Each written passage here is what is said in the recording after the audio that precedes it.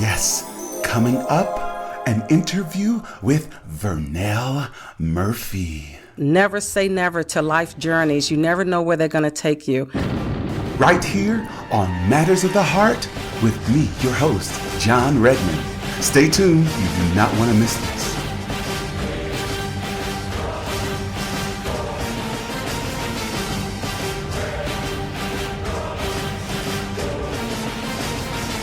It's so easy to say I love you, but somehow your affection sends me on an international pilgrimage of love, a journey that allows me to love you in Swahili, French, je t'aime, Spanish, te amo, German, ich liebe dich, Italian, ti amo, Swedish, ja älskar dig, Russian, ja lublю тебя, Chinese, wu ani, Irish, takla ogamet, and oh yes, Greek, sekamo.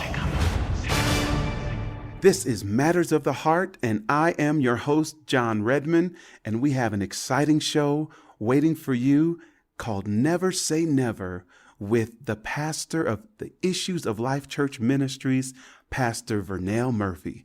Stay tuned. Aren't selfies fun? I love using them for my profile pictures. Look at me. I'm in the bathroom. I'm at the beach. I'm at the zoo. But I'm a kid. Are you? Shouldn't you have a professional portrait for your business profile? You need to call Jay Billups, 719-299-0879, jaybillupsphotography.com, JAYBILLUPS, photography.com, 719-299-0879. This is Brenda Nicholas from the album A Woman's Journey singing It Is Well With My Soul, right here on JBCM Radio's Matters of the Heart.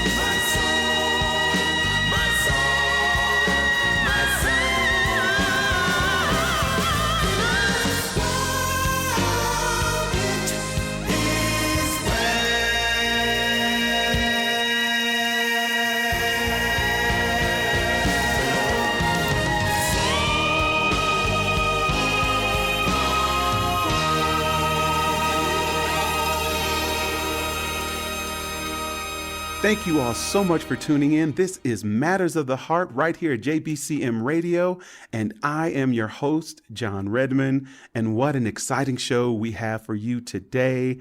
I am with the one and the only Vernell Murphy of the Issues of Life Church Ministries. Say hello to our listening audience, Pastor Murphy. Hello, and I'm so delighted to be with you. Can you tell us where you're from and exactly who you are? Well, I'm originally from Baltimore, Maryland, born and raised. Somebody have to be from the inner city. When I was, I graduated high school, and then I went into the Army Reserves and went to Morgan State University for a while. I majored in nutrition, but chemistry and I just didn't get along. So after failing chemistry about 3 times, I decided to pursue active duty Army. I joined the military basically to get out of the inner city, and then I retired here in Colorado Springs. That's wonderful. So you actually were serving in active military. What branch? The Army. You were in the Army. I joined the reserves and did 3 years in the reserves from 1981 to 84. I went on active duty in 84 and retired in 2004. And what places were you stationed? I was stationed in Fort Knox, Kentucky, Korea twice, Fort Lewis, Aberdeen Proving Ground, and Fort Carson twice. Right here at home. So you went from the inner city to the military. What did you do after that? How did you actually get into the calling of being a pastor? Well, I received Christ in my heart when I was 17. So I was saved when I went into the Army. My husband and I, when we were stationed here in the 90s, we used to go to a ministry here in the Springs that was a fairly new ministry called Solid Rock Christian Church. At that time, the pastor was Pastor Calvin Johnson. When we got restationed here in 2000, the Lord did not lead us back to Solid Rock, but both of us had backgrounds in the African Methodist Episcopal Church. So we would advise through counsel just to go back to a place where we both were familiar with, that we knew were safe, and that we knew the background and history and what they taught, what they believed. And after serving there for several years, the Lord just moved upon my heart one day that the call was greater than just ministry, just preaching, because I did have credentials in the AME church.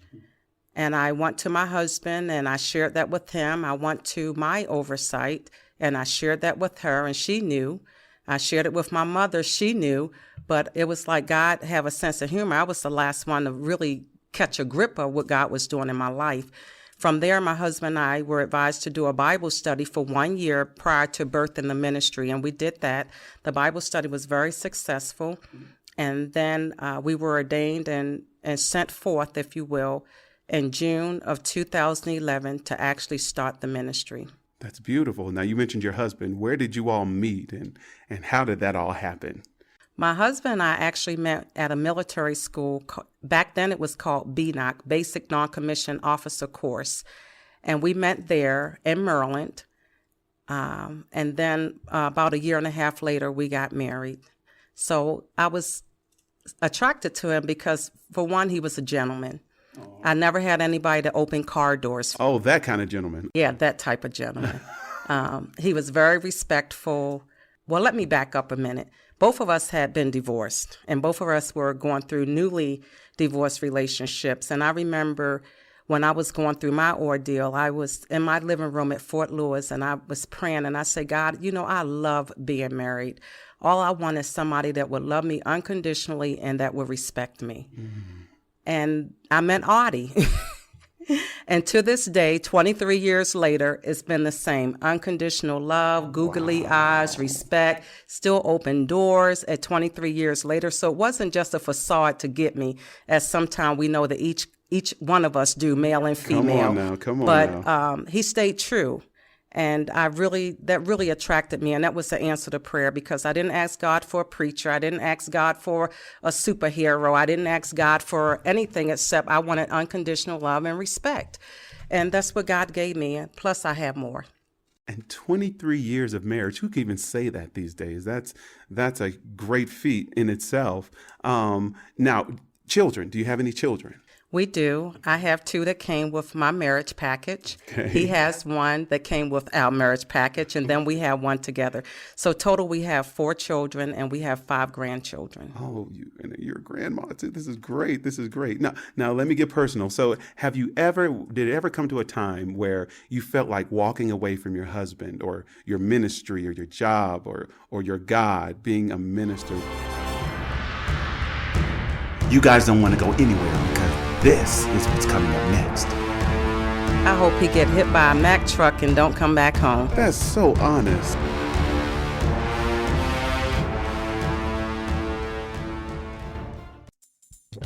Are you interested in being a sponsor or underwriter for this amazing show?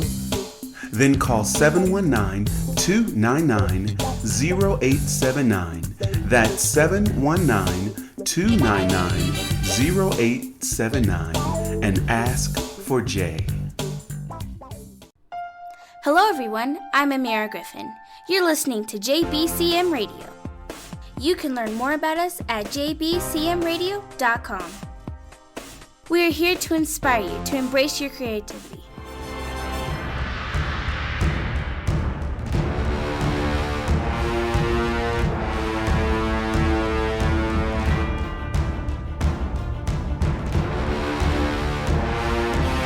Let me get personal. So did it ever come to a time where you felt like walking away from your husband or your ministry or your job or your God, being a minister? Tell me about any one of those where you ever felt like walking away. Well, there are several of those that I felt like walking away from at one point in time. So honest.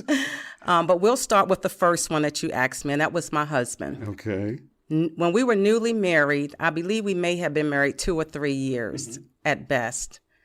And, that's a challenging time because the honeymoon is over and things are really sinking in and you're getting to know one another, the likes and the dislikes and the things that you did not pick up when you were dating. So there was a time in my marriage that I felt like, man, I wish, because he was working in Pueblo at the Target distribution center. And I was like, man, I hope he get hit by a Mack truck and don't come back home. That's so honest. But it was what I was feeling at the time. But as the Lord put me in check, because one of the things that we have to realize that'll keep the marriage together, especially as believers, is unconditional love. And oftentimes we're looking at the other person as to what they're doing, not doing, but we don't look at the man in the mirror.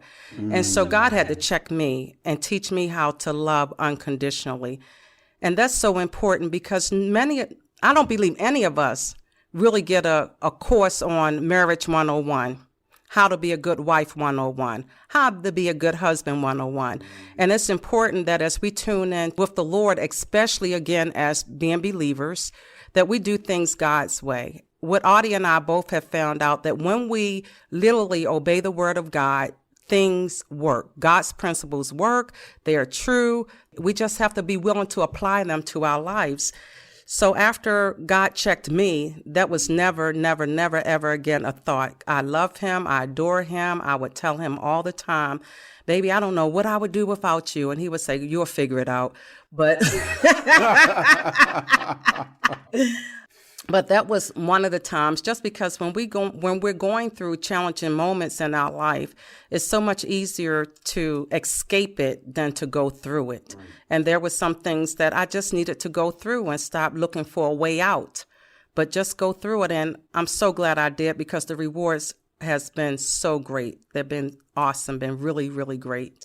It seems like relationships these days are stuck in a microwave. Yes. And we want them quick, fast, in a hurry, and we're not willing to wait, versus relationships in the oven, where you actually have to wait and let the stuff marinate and let it bake for a while, or days sometimes, just to actually get that taste and that flavor, to actually get that wonderful meal afterward. But we most of us are not willing to wait. So how did you actually figure out that, okay, I can't be in a microwave relationship, I need to be in an oven relationship where I know that there's a reward, a greater reward if I stay, if I stand steadfast, if I actually don't move, outside of my feelings, if I just kind of, make sure that make sure that, God is keeping me and speaking to me and I'm listening so I won't jump ship too early? Amen. That's a good question.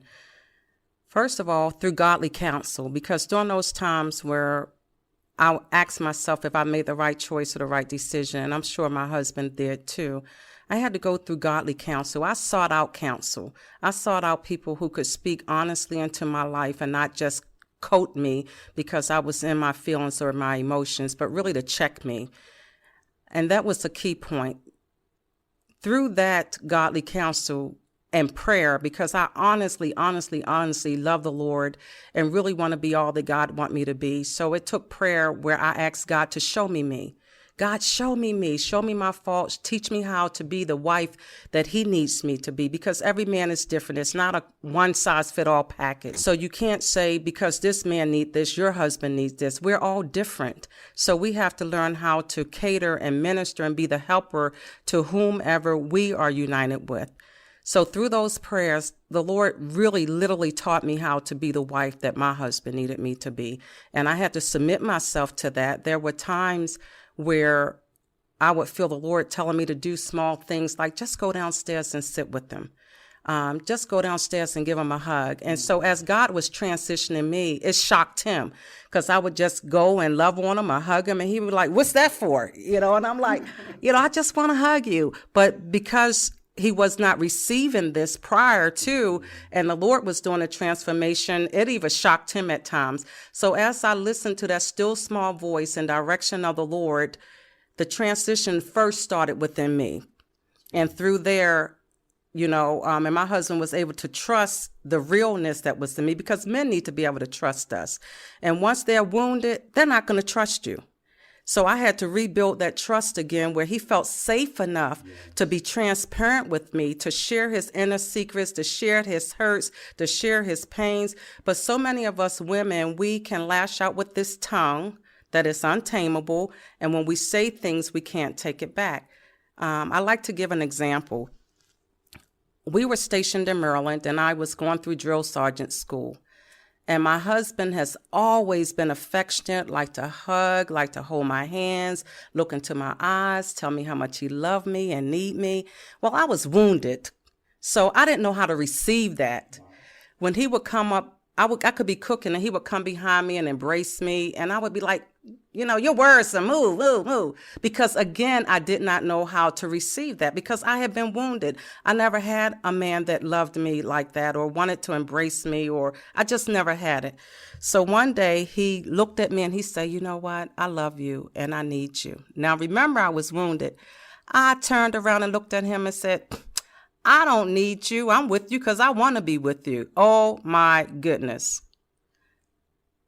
Men, any men in the house, you know that probably would have stabbed to the core. Ouch. It was over 17 years before my husband ever told me he needed me again.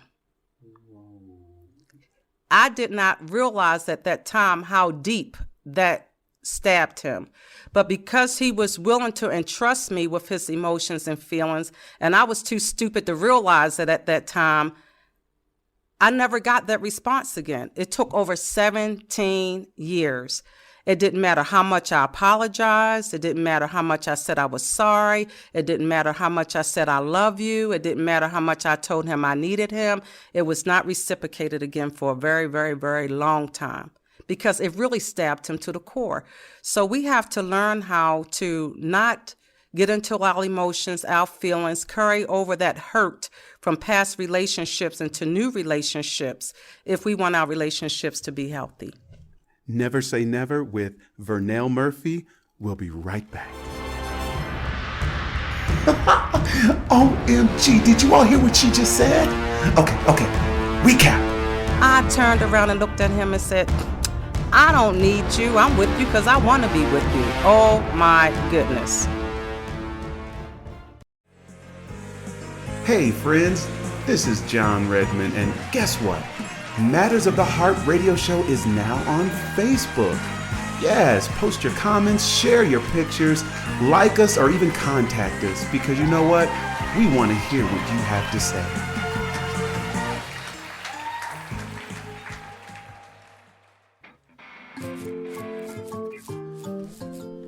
What's up, everyone? You're listening to JBCM Radio. You can learn more about us at jbcmradio.com.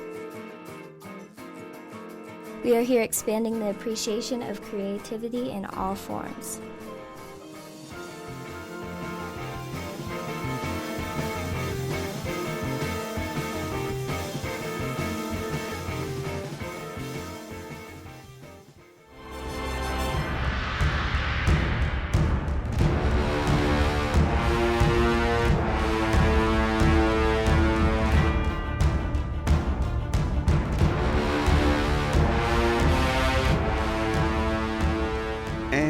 Are back. Thank you all so much for tuning in to Matters of the Heart with John Redmond, your host right here at JBCM Radio, and we are interviewing Vernell Murphy on the episode titled Never Say Never. Thanks again for being with us here, Vernell Murphy.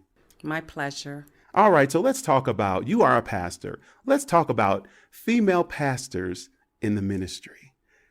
How do you deal right now, all throughout time, people have been pushing back on females being pastors and holding a position as pastor in churches these days. So how do you refute that, being a female pastor in 2016?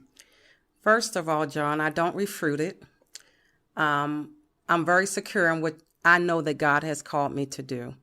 Someone asked me that question about 3 years ago, and they said, so what happens when somebody comes to you and say, I don't believe in female pastors?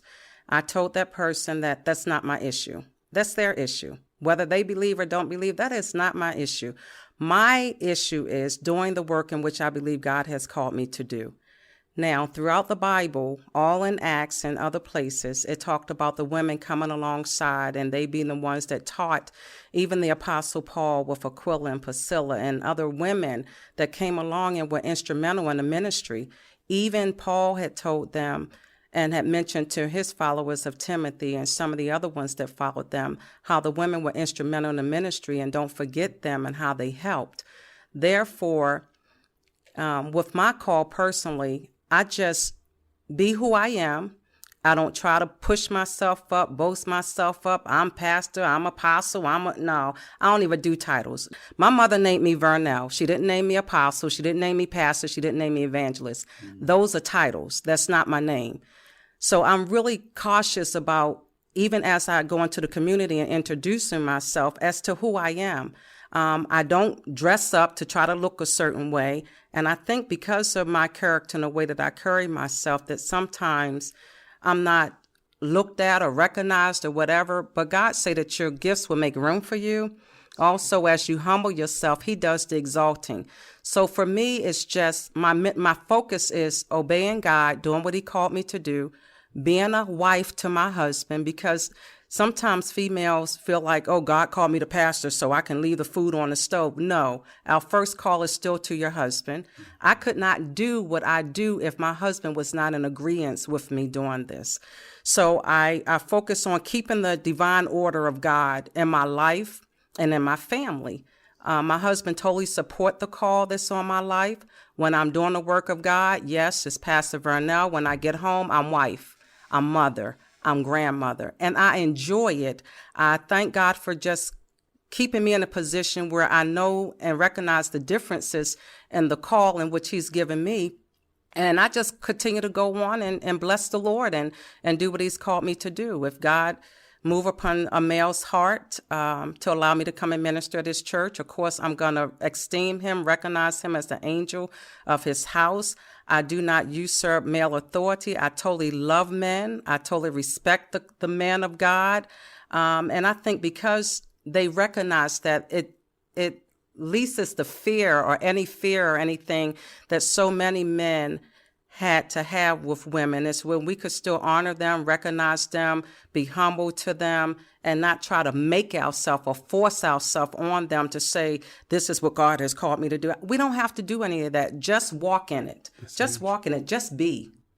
That's beautiful. Now, my question to you next is, just knowing that the church and the community, your family, your friends run to you when they are in desperate need of anything, It can be for anything, for like prayer or food or healing.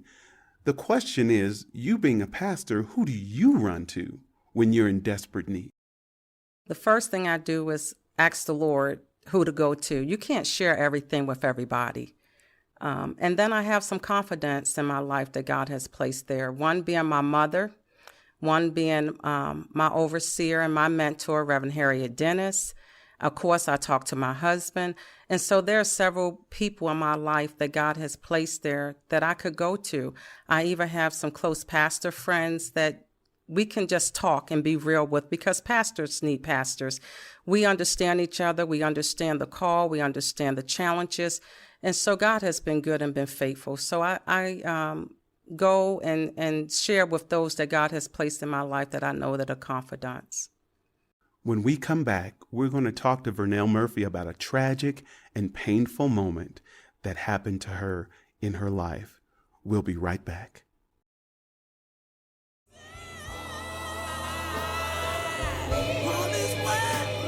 Hey, Matters of the Heart family, John Redmond here. Hey, how about this? My new single, Thank You Lord, a tribute to Andre Crouch, is now available on iTunes. And yeah, just in time for the Thanksgiving season. Download it today, because you know why? It's all about the attitude of gratitude.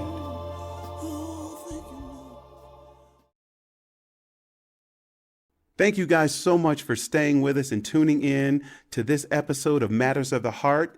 Never Say Never with Vernell Murphy right here on JBCM Radio. And she is sharing her testimony with us. She is being the pastor of Issues of Life Church Ministry. She is a female pastor right here in the Fountain, Colorado area. Tell us a little more about your church.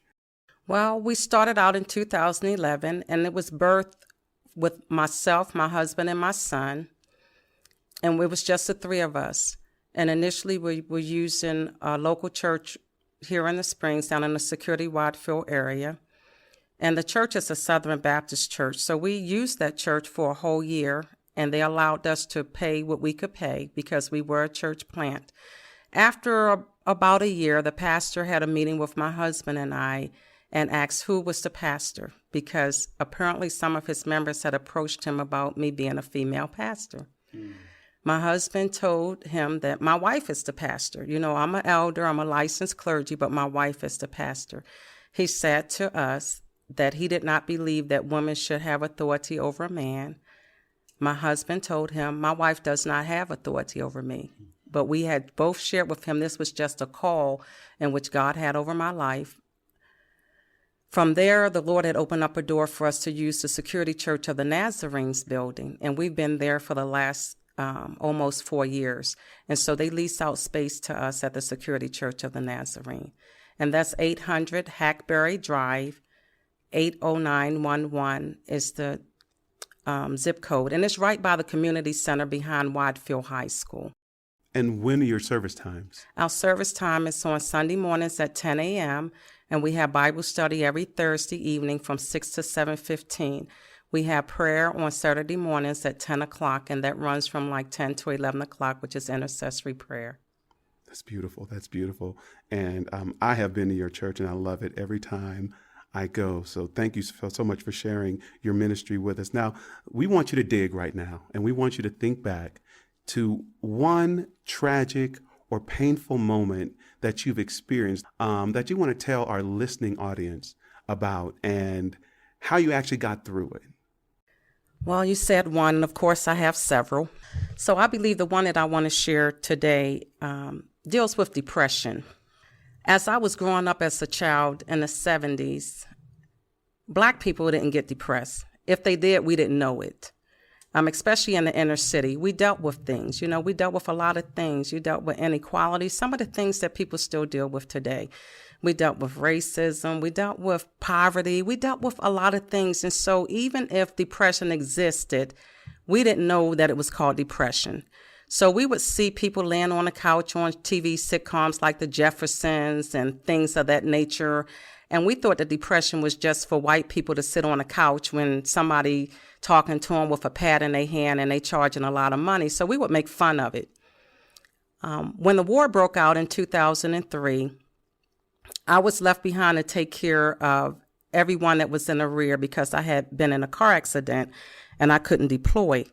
Those soldiers that was left back in the rear were soldiers that were getting released from the military, either from doing drugs, selling drugs. At that time, it was the don't ask, don't tell. So people that had openly admitted their sexuality. There were also females that were pregnant. So I had 23 females that were pregnant in my platoon or left behind. I had a gentleman that had a stroke, another gentleman that had a brain tumor. So needless to say, that was a challenging time near the end of my military career.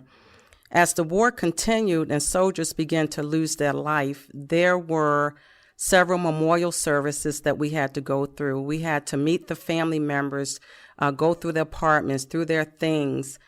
I did not realize the toll that it had taken on me because as a senior NCO, non-commissioned officer, you just roll with things. And my mindset was, I'm here, my fellow comrades are in Iraq, and I'm going to make sure that they don't have to worry about the rear.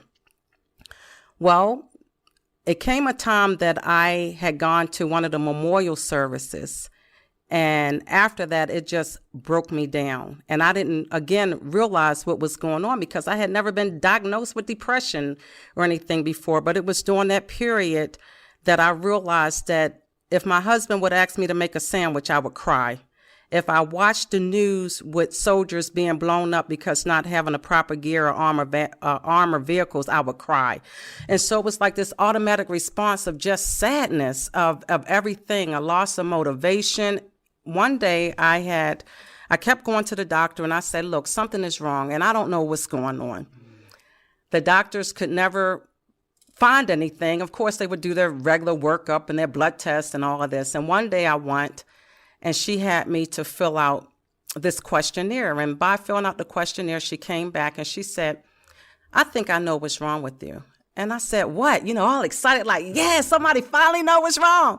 She said, you're depressed. I started crying. I said, oh, I'm not depressed. And so I was like, wow, girl, But again, because it was not part of the norm for my community, I was ashamed. And I didn't want to tell anybody. I didn't even tell my husband. So I got home and I was like, babe, they found out what was wrong. Oh, okay, what's going on? I'm having a chemical imbalance. That's my nice way of covering up depression, She said depression, which is actually a chemical imbalance because you shorten out your serotonins, which are natural for us to be able to have to function right and to function properly and to think and keep our emotions together. But because of all the stress that I had undergone, I had depleted some of the cortisones and the serotonin in our neurological system. Once it was explained to me that way, that it was just really a natural part of who we are, I was able to deal with it better personally, but I was still ashamed to share it with other people because, again, it's depression, and depression was a taboo. So I think that was one of the most difficult and challenging things for me in the recent years is admitting and dealing with that because of the trauma that I had experienced, that it led me to this place that I could not stand. I did not want to admit. I did not like not feeling who I used to be. I did not like my emotions being all over the place. I did not like taking an antidepressant. So that was a part of my journey that was really, really challenging and hard for me. Even during the wartime, I remember going to my sergeant major once and I said, look, I can't go to another memorial service.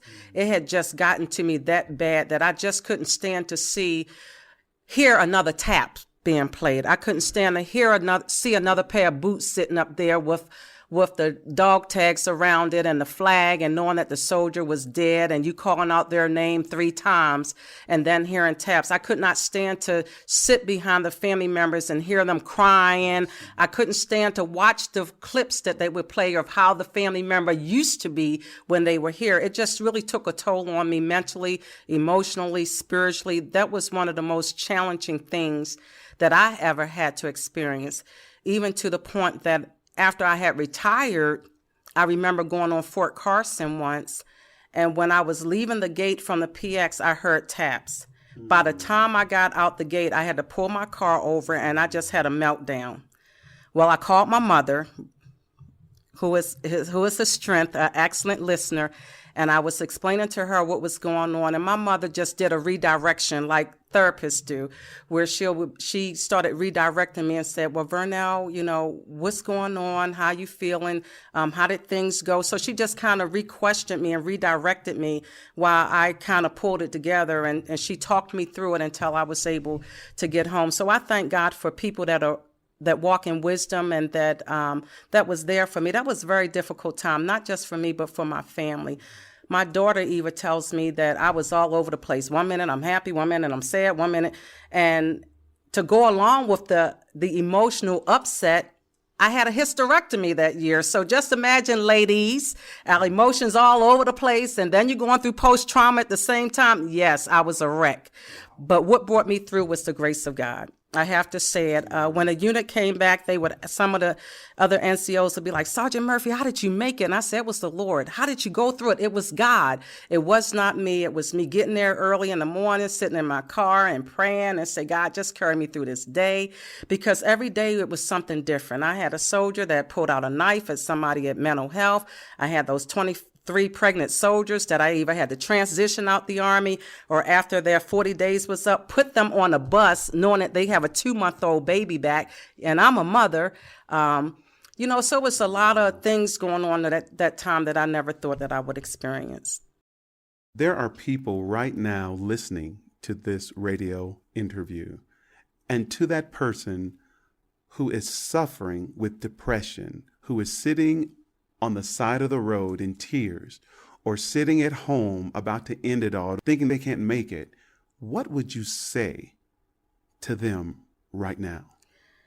I would say to them to not allow shame to keep you from getting the help that you need. I would say to you to find somebody that you could trust and share with a like mind, that you could be real with and transparent. But most of all, please, please, please don't allow the shame of depression or where you are to keep you from getting help. And that was the thing I had to realize, is that there were things that transpired in my life to get me to this point. Just as it was for me, there are probably things in your life that caused you to get to that point. You weren't born with depression, but we are body, soul, and spirit. And because we have a human element, we were never created to carry some of the weights, some of the traumas, some of the pain, some of the hurt, in which we constantly have to carry. So it's a natural part of who we are, the way that we were made, the way that we were designed. Just don't be ashamed. Go get the help that you need and allow healing to manifest in your life and in your body. It has for me, and I'm still doing and healthy, and I'm whole and doing what I believe God has called me to do. So just as with my life, God still have a purpose and a plan for you. So just don't be ashamed to get the help that's needed. Thank you all so much for staying tuned in to Matters of the Heart. I am your host, John Redmond, right here at JBCM Radio, and we are talking to the lovely Mrs. Vernell Murphy of the Issues of Life Church Ministry. She is pastor. We are talking to her about her unapologetic testimony of never say never. And right now, we're going to go on and ask her about one of her most exhilarating, victorious, happiest moments that she's experienced in her life. Since I was talking about the military a lot, I'm going to use retirement. After doing 3 years in the reserves and 20 years active duty, I have to say that retirement from the Army had to be one of my most victorious, exhilarating things, yay, ever. I remember when I went through basic training, I had a hard time with push-ups. And I did the PT test, and after that, one of the drill sergeants came to me and told me I needed to retest because I didn't do enough push-ups. And at that time, believe it or not, it was only 13. I always had more abdominal strength. I could max my setups, do okay with the run, but those daggone push-ups. So to see me from 1981 to retire in 2004 was definitely the most victorious, exciting accomplishments that I could ever imagine. Totally awesome. I hate push-ups. All right, so I can totally hear you on that. The moment they would have told me in basic training, do 200 push-ups or 100 push-ups or 50 or 10, I'd be like, you know what? God just spoke to me. And he said, this is not for me. I'm running the other way. Praise Jesus. All right, keeping it 100 right here at JBCM Radio. So what can we expect from your ministry in the near future, Pastor Murphy? Unconditional love, training, leadership, teaching on how to live a successful, everyday Christian life. So from our ministry, we just want to be able to equip people that come and members that visit with the necessary tools, because oftentimes churches teach a whole bunch of stuff, but they don't teach us how to be successful in stewardship and finances and coming into agreement with the Word of God, walking by faith, being victorious. So there's so many things that are not taught in a lot of our traditional churches. We are not traditional. We're a Christian non-denominational church, so definitely not traditional. We are a church that are growing. As I stated earlier, we started out with 3 people, so we are growing. My mother came alongside of us and left the AME church when I left, so she's a minister there. You could really expect unconditional love and not being judged. Just come, let us love on you. If you have a heart and desire to grow in the things of the Lord, you will be discipled. We will be there with you, by your side all the way, as long as you allow us to. Pastor Murphy, there is a lot of people who have been hurt in the church and by the church. Why would anybody want to give your church a try after they've been hurt by other churches or other people in the church?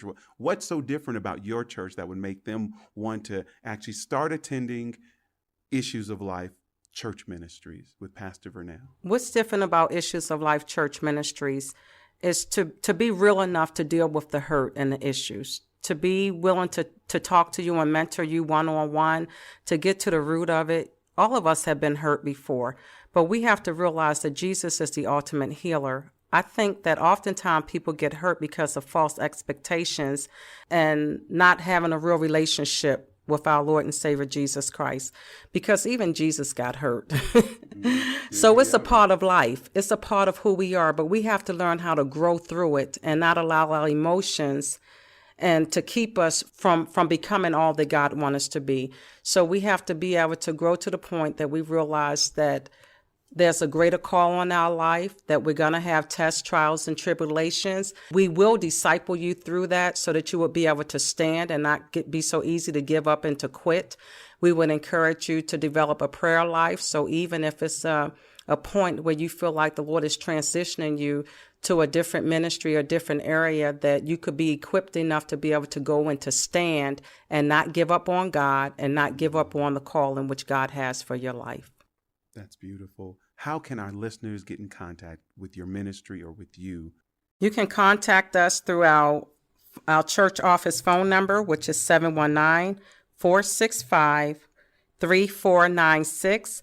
We also have a Facebook page, which is Issues of Life Church Ministries, that you can follow along through. Here's some clips of the ministry teaching and preaching, which I primarily do on Sundays, to give you a feel of the atmosphere of the service.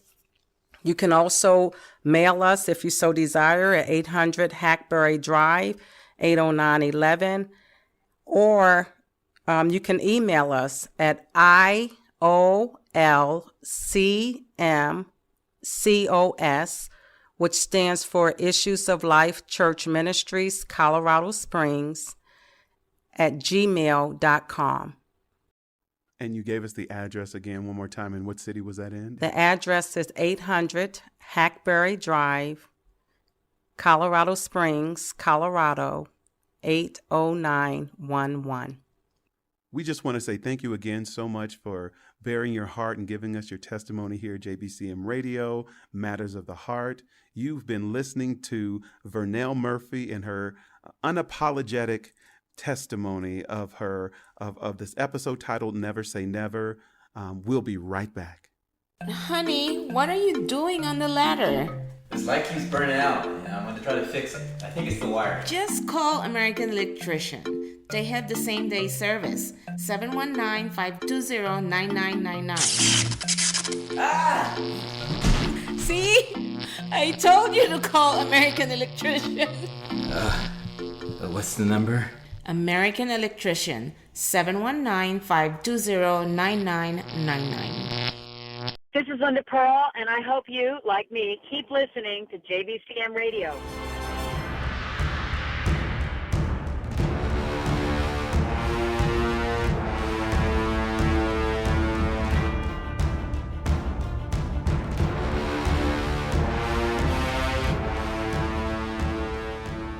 So, Pastor Murphy, before we close the program, any last words? Well, I just want to say to never say never. There are several things that we shared in this broadcast. As far as me being married for a second time, I never thought that that would happen ever. I thought that my marriage would be till death do us part, like God wanted to be. Depression, my goodness, never say never to life journeys. You never know where they're going to take you. I would have never, ever, ever, ever in a million years thought that depression would be something that I would be talking about or have experienced. Never would I have thought. Depression was just above black people and the way that I was especially against a strong black woman, the way that I thought of myself during that period. Another never say never was joining the military and staying for 20 years. There were so many people that never thought that I would even make it. I didn't think that I could make it. I was never athletic, other than being on a swimming team and playing volleyball, and that was it in high school. But that was never part of my makeup. So never say never to the journey that you have in life. You never know which way you're going to go or which way the Lord is going to take you throughout your journey. So just be open and just never say never. We just never know to some things of how life will take us, and you'll have to bite those words as I did. My life has been a very, very humbling experience. Because of my strong-willed personality, I was very judgmental and would always say, I would never do this. I would never say that. That would never happen to me. Well, several of those things I had to bite the bullet on. So never say never. And then, of course, you being a female pastor. Yes. Oh, my goodness. I never thought that I would be pastoring. I always knew that God had a call on my life, and I was fine with preaching. I was fine with evangelizing, but pastoring was a whole nother wake-up call, particularly here in Colorado Springs, because there were so many male pastors here that really, really, really did not embrace women pastors, from my understanding. But God has truly given me favor with some of the male pastors here, particularly the late Reverend McMarron. He has always been there to encourage me, to push me, to encourage me to be a part of the Southern Colorado Ministerial Union. When I first was stationed here in the 90s, he received me right away, took me into training, let me sit in his pulpit. So he was one of the first men of God in this area that really impacted my life and was very instrumental as far as me being a woman with the call of God on my life. This was John Redmond, Matters of the Heart, JBCM Radio. Thanks for tuning in.